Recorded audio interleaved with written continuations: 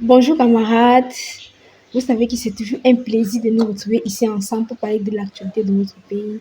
Après cette longue période d'absence, je puisse vous dire et vous rassurer que désormais je suis là.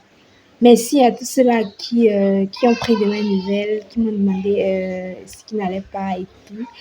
Merci beaucoup, mais sachant que je vais très bien et désormais je serai là. Camarades, je reviens aujourd'hui pour vous poser une question très importante et capitale, une question qui me tient à cœur.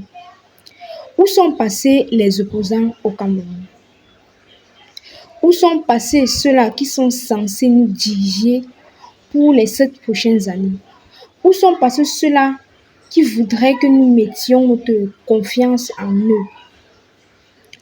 Chers camarades, si tu viens d'arriver sur cette chaîne, je te prie de t'abonner, de liker la vidéo parce que lorsque tu likes la vidéo, ça nous permet de sécuriser notre vidéo.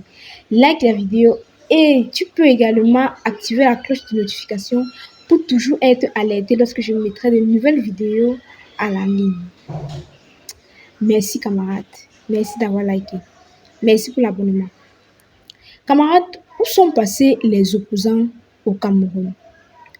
Où est passé le professeur Maurice Kamto et le MSI? Où est passé le PCRN de l'honorable Cavalier? Que fait l'UPC? Que font le parti Univers? Camarades, c'est un constat que j'ai dans notre pays. On a tendance à toujours je veux dire, se soulever à la veille des élections. Moi, je pense que les opposants sont ceux-là qui sont censés garder la population éveillée. Laissez-moi vous dire que le parti au pouvoir n'a aucune, je pourrais même dire, ne veulent même pas que la population sache même que nous sommes en année électorale.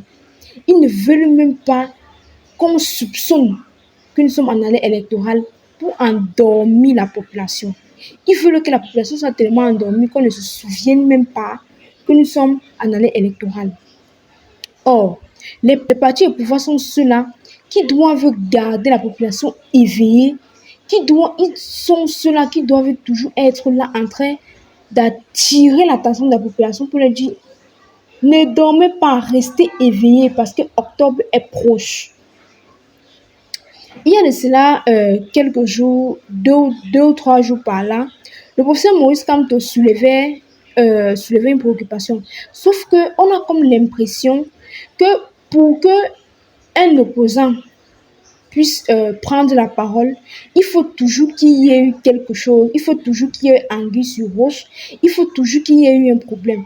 Moi, j'aimerais voir des opposants, j'aimerais voir des opposants qui organisent des conférences parce que laissez-moi vous dire que jusqu'aujourd'hui, il y a des élèves, donc je dirais des étudiants qui n'ont aucune idée de ce que c'est que la vie politique, de position, de l'importance de voter, l'importance de s'inscrire même d'abord sur une liste électorale parce que nous sommes dans une ère où les jeunes sont tellement déçus. Lorsque vous interrogez peut-être les jeunes sur comment est-ce que tu visualises les 7 prochaines années, tout ce qui va te dire c'est que rien ne peut plus m'impressionner.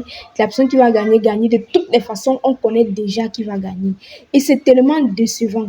Moi, je pense que le professeur Maurice Kamto, avec toute sa grise intellectuelle, il devrait de temps en temps organiser des conférences dans les universités, inciter les jeunes étudiants à s'inscrire sur la liste électorale. N'oublions pas que ici même, le défi, c'est d'amener les jeunes à s'inscrire. Parce que moi, personnellement, je ne compte plus sur les VA parce que ils ont déjà tellement bouffé l'huile de la sardine que je ne pense pas que ce sont des personnes sur qui on peut mettre notre espoir. Je ne pense pas. Ils ne jurent et ils ne pensent que à monsieur Paul Biya. Donc, si on doit travailler encore avec des personnes au Cameroun, ce sont des jeunes. Ce sont ceux-là qui ont encore besoin d'espoir. En fait, c'est même eux l'espoir du Cameroun. Nous, les jeunes, on a tendance à écouter tout le temps ces vieux dire que nous sommes le fer de lance de demain, nous sommes la jeunesse. En fait, ce n'est pas quelque chose de Ce n'est pas comme si ils avaient le choix de le dire. En fait, c'est vrai. Ce sont les jeunes d'aujourd'hui qui seront les dirigeants de demain. Bon, si un jeune peut-être aujourd'hui à 25, 26 ans ne sait même pas ou alors n'a même pas idée de pourquoi est-ce qu'il doit s'inscrire sur la liste électorale, c'est très dangereux. C'est très dangereux pour notre vie politique de demain. Déjà qu'aujourd'hui, on ne peut pas dire qu'on a une vie politique saine au Cameroun. Donc, imaginons alors si dans 10 ans, nous avons des jeunes ignorants de la vie politique, ce serait très dangereux. Il y a de cela quelques jours, comme je disais à l'entame de cette vidéo, le professeur Maurice Kamto a soulevé un fait, comme quoi il se pourrait que le parti en place et les Cametou sont en train d'exciter les étrangers, les Tchadiens, les Centrafricains, à leur donner la nationalité camerounaise pour qu'après cela, après les avoir donné la CNI, ils partent s'inscrire sur la liste électorale pour que ceux-ci puissent voter, pas dire qu'ils vont choisir quelqu'un pour voter, mais pour que ceux-ci puissent voter le parti en place. Je ne sais pas cette histoire, je ne sais pas jusqu'à présent, personne n'a confirmé ce qui a été dit, personne n'a non plus démenti, mais je préfère rester dans l'optique où ça pourrait être vrai. Et c'est très dangereux. C'est très dangereux parce que si déjà notre pays n'a plus d'intimité, quand il dit intimité, c'est que quand même un étranger ne peut pas venir choisir qui va nous diriger. C'est très dangereux. Mais ce qui m'a encore le plus choqué, c'est vrai que ça ne devrait plus nous étonner parce que nous sommes déjà habitués.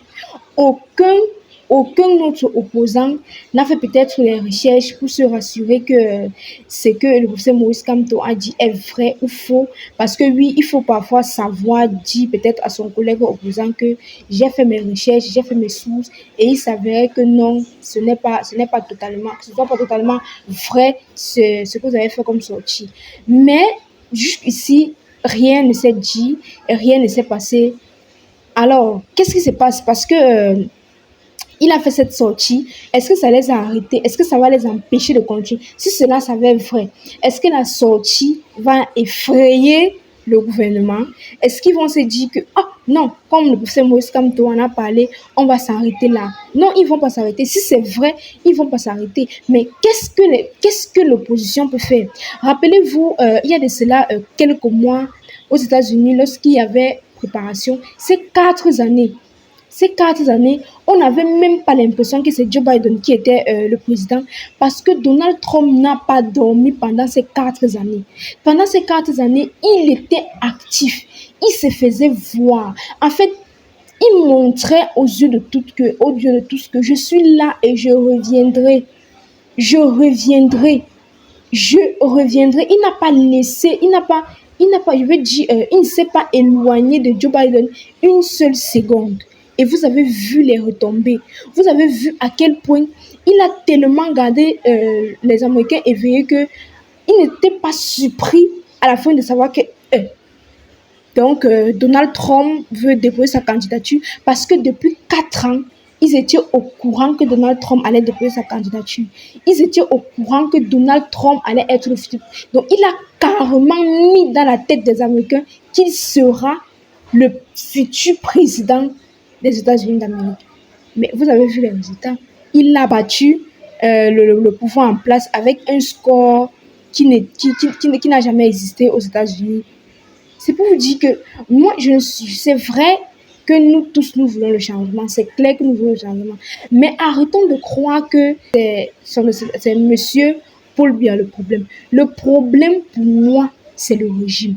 Donc, si peut-être il s'avérait que monsieur Paul Biya ne dépose pas sa candidature et que par malheur, c'est toujours le RDPC qui reste au pouvoir. Non, je ne dirais pas qu'on a fait grand-chose. Je ne dirais pas qu'on a fait un pas en avant parce que le problème n'est pas le monsieur Paul Biya, mais le problème est le régime.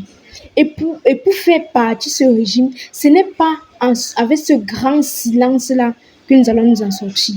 Ce n'est pas avec ce silence que nous allons nous en sortir. Je pense que l'opposition au Cameroun devrait être encore plus forte et plus soudée Vous n'êtes pas obligé de faire coalition, on a déjà compris l'autre là, mais vous pouvez être soudés dans le fait de travailler parce que à la fin, nous avons tous un même objectif, faire partie le régime.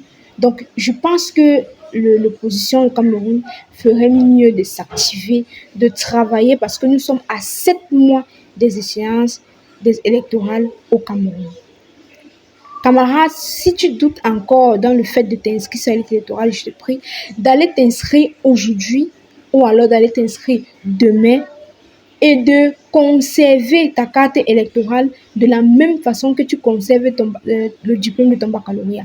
Conserve ta carte et ton récépissé. Au jour du vote, va voter et surveille ton vote.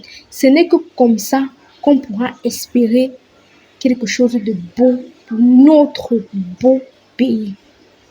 Alors, merci d'être resté jusqu'à la fin de cette vidéo. N'oublie pas de liker la vidéo. Merci camarades. À très bientôt.